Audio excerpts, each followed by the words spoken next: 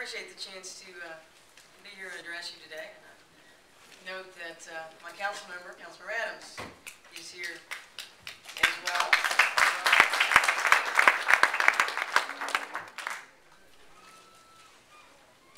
I'm going to say something very directly right off the bat. I cannot solve all of these problems. Can't even begin to solve all the problems that have been brought in terms of housing in the city of Houston that doesn't meet standards. Doesn't mean I'm not going to try. Doesn't mean I don't have a team that's going to try to do our best to do it. But we cannot solve all of these problems. We have a certain amount of money, and that money has to be spent as well as we can spend it. And it's been a hard few weeks down at City Hall. I have laid off 750 hard-working city employees because I didn't have enough money to pay their salaries. I understand how hard it is in the community. I understand the circumstances that we are all working under. And those employees, they're all civilian employees. That's after they and I and the council member all took furlough days this year to try to hold on to those jobs a little bit longer. I take great offense to the comment that our housing department is the laughing stock of the United States. You may think that, but I know that there are people that go down there every day and work their hearts out to try to do the right thing. And there are fewer of them than there were. Now, and if I had more of them, they might do a better job of that. But my director of housing, now if you don't want to listen to me, I'll go home. But I thought we wanted to have a dialogue, and I'm going to try to be as frank as I can be because that is something that I have always promised you. That I would tell it to you the way I saw it, and we don't have to agree, but I would speak the truth as I saw it. And my housing director has been there a year. And I brought him in to fix a problem that had been decades in the making. And I would say that, yes, we used to be the laughingstock of the country, but I don't think we're there anymore. And if I haven't been able to convince you of that, then we have a ways to go. But he's been on the job for about a year, and those problems took a long time to get to where they were. We couldn't talk to the local HUD office. We couldn't talk to the national HUD office. We had to pay back $15 million because we couldn't figure out how to follow HUD rules. I came in knowing I had to fix that because, you know, when we send money back to Washington, it doesn't come out of the money they send us. It comes out of the local tax dollars. And that's money that would have gone to pay for those people that I had to lay off over these last couple of weeks. So I said, all right, first thing we have to do is we have to fix the problems.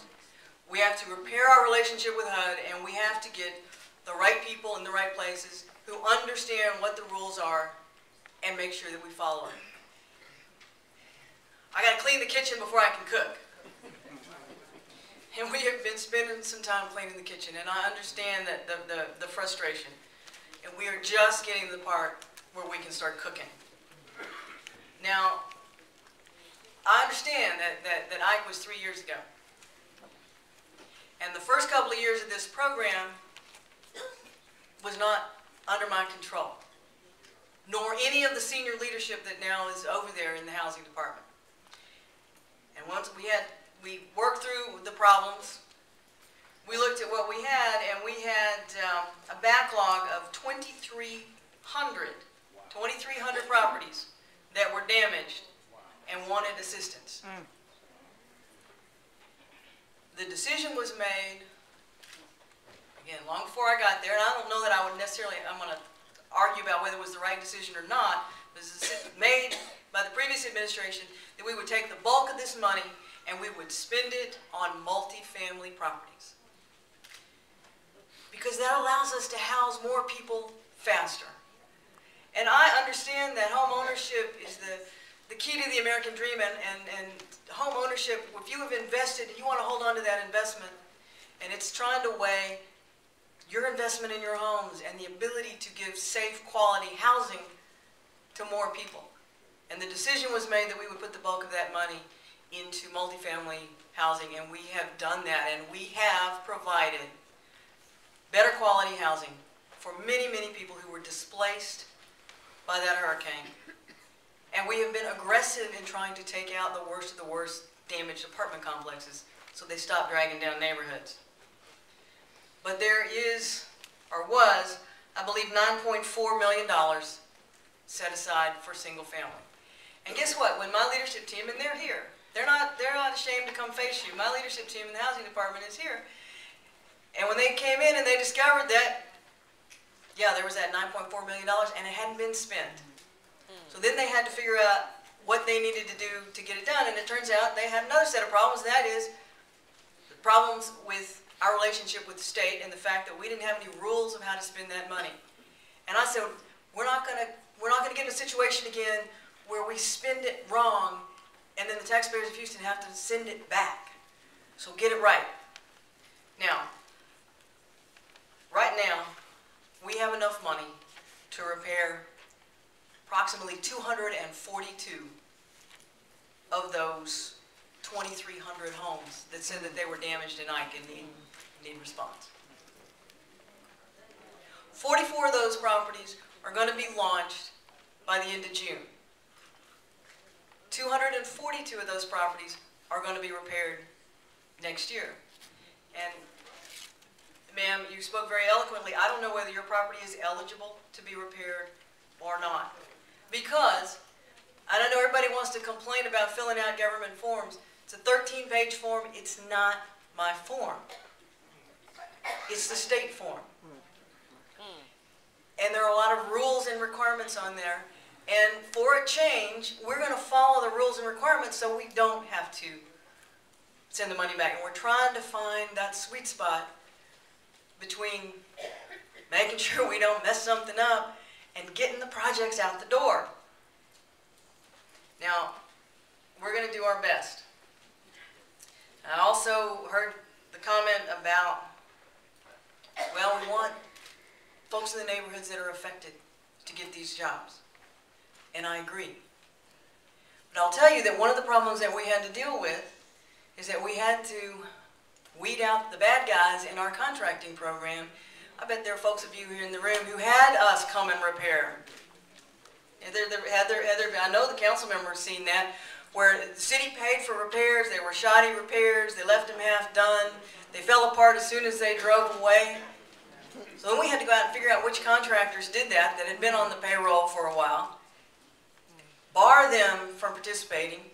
Now we have 12 new companies, and we are going to do our best to make sure those companies reflect the community and that they are diverse and that they are minority contractors are represented in there and neighborhood folks get those jobs. But I'm telling you, we're not going to do the brother-in-law hookup. Can't afford to. We have done that. If you had your home repaired by one of those brother-in-law hookup companies, you understand what I'm saying. And so we will do our best. And we will stack those companies up there. We will lay them out. You can see who the ownership is, where they're recruiting their teams. We can do our best to those of you who know folks who are out of work that have construction skills to try to do a matchmaking process. But we want the highest standard of construction. Don't we deserve it? I mean, let's hold them accountable and ask for the best instead of just the cheapest, because then we have to be paying over and over again.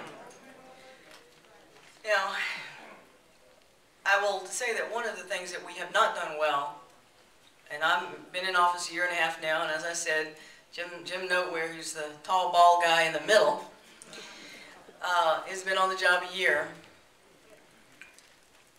We have not done a good job of communicating, is what happened. Jim and actually that's a whole new leadership team for the housing department over there.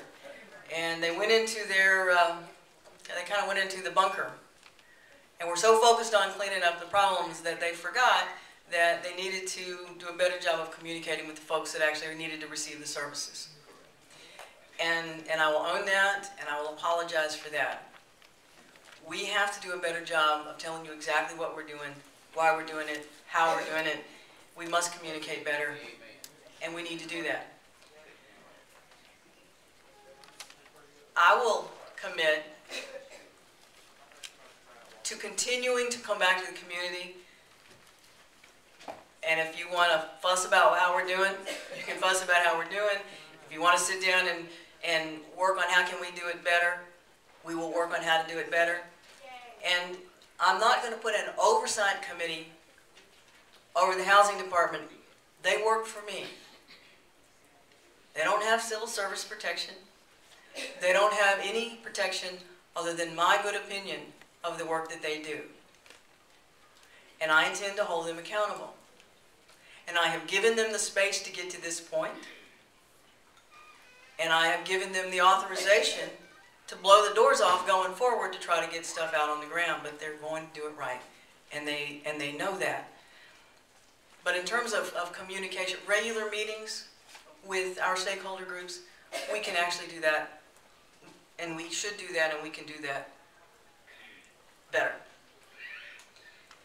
Now, one of the biggest challenges, and here's where we can work together. I know there was a desire to have kind of a big community meeting where people can come in and fill out their paperwork and so forth. One of the things we had to do was build a pipeline, because since we previously focused on multifamily, and that's, you have a small number of owners and a lot of houses that you, or housing that you can impact.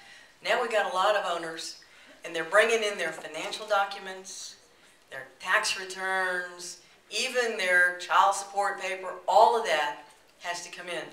So it has to be, frankly, a process that is respectful to the privacy of the people who come through. And I want to make sure, and I think there's some place, again, there's a sweet spot there where we can have some community meetings and talk about what is possible and what is not possible. Because there are a lot of folks on that list of 2,300 properties, and that's actually just the people who applied. There are hundreds more out there. There are a lot of the folks on there that it doesn't matter how bad your house is, if it doesn't qualify for the federal program, under the criteria set by the federal government and the state, there's not anything that we can do anyway. And so we have to make sure that we have that very clear message to folks. We may be able to help you. I am sorry. We can pray together, but I can't help you with the dollars that I have from the feds. And we need to be able to have that conversation. And I think TOP can be really helpful in having that conversation, is to help triage some of this. But I don't know that I want to have like a big room where everybody lines up with their personal documents, and we're all concerned about identity theft and everything like that. Let's have a control process on that piece. Our commitment is that we will communicate better. Our commitment is that we will spend that $9 million as rapidly as we now can. 44 to be completed through the process, assigned to contractors, and the work begun by the end of June. And then within the next year, 242. But that will exhaust the money we have. In round money, it will exhaust the money we have. Now there's another round of funds out there, but we don't have it yet. And when the federal government says the check's in the mail, that's great. But until the money is in my hand and they tell me, then I have to figure out if they sent the rules on how to spend it. So there is an opportunity for round 2 money, but it is not here yet, and I don't have the full understanding, none of us do yet, of how they're going to expect us to spend it. So let's commit to doing a better job with round 2. I mean, I'll pledge to do that. Commit to doing a better job with round 2, how we work together to decide how that money gets properly spent than we did with round 1. And I know that my team over there will be happy to do that. Now, I don't know how best to handle this. I'm going to be around for a little. This is actually the 5th place I've been today, and I have a few more places to go. But I'll be around for a little bit longer. But I know that Councilmember Adams wanted to be a part of this discussion, and my leadership team from the housing department over there as well. So, Councilmember Adams, should I yield to you now? May I say something before you leave? Ma'am, I'm not going to walk out just yet. I wanted to give time to the council member. But while Councilmember Adams is coming, we want to acknowledge the presence of the Honorable Congresswoman from the 18th Congressional District, the Honorable Congresswoman Sheila Jackson.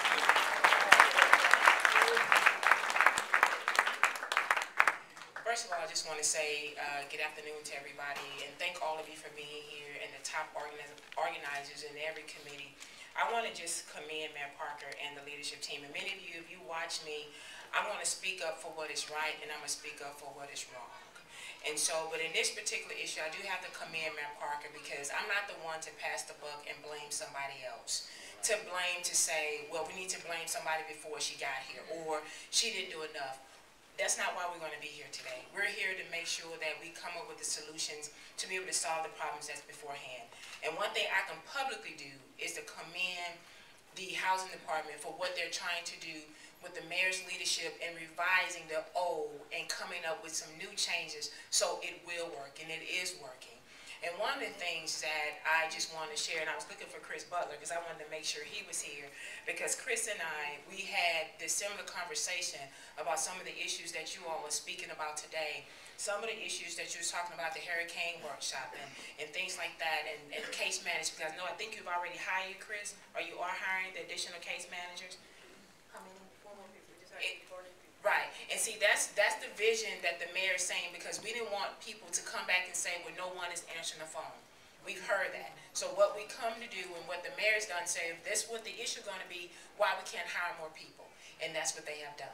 They've hired people to come to address those issues about answering the telephone, the paperwork to fill out. Because I'm going to be honest with you, many of you know I've been around in this community now for the past 20 years. Been working with city government now for the past 12.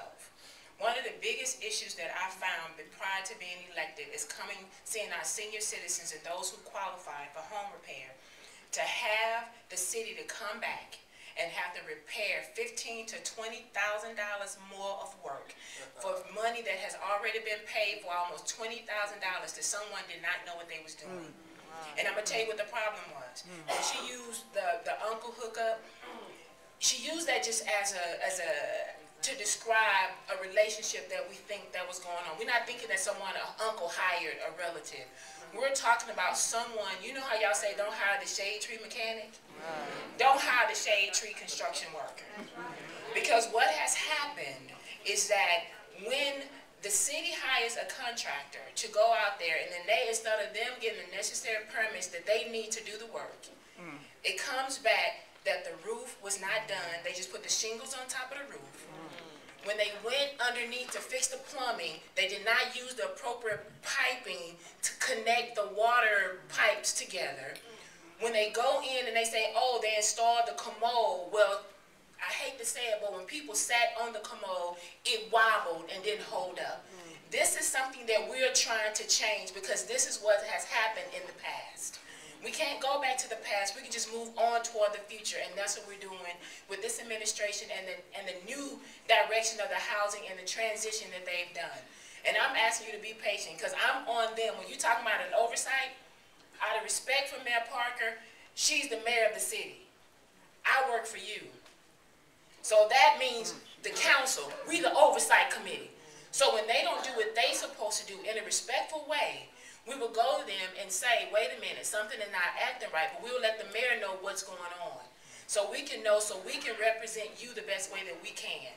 So that's why we're here, and I want to hear what your concerns are.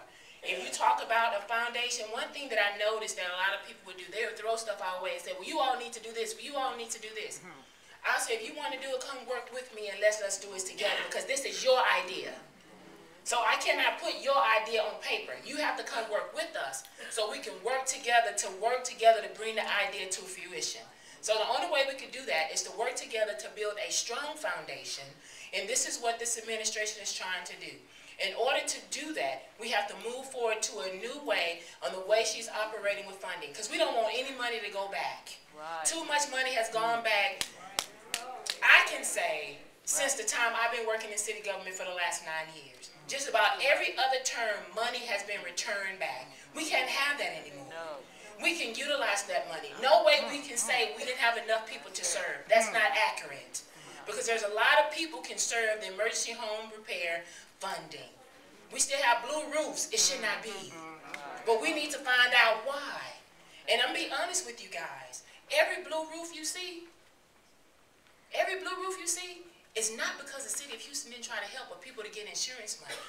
Don't you know that many of those who have blue roofs received insurance money, but they did not get their homes fixed? So let's define the problem before we shoot the accusations to say what we're not doing. So we're finding out all of that information. So I just want to commend all of you for being here today.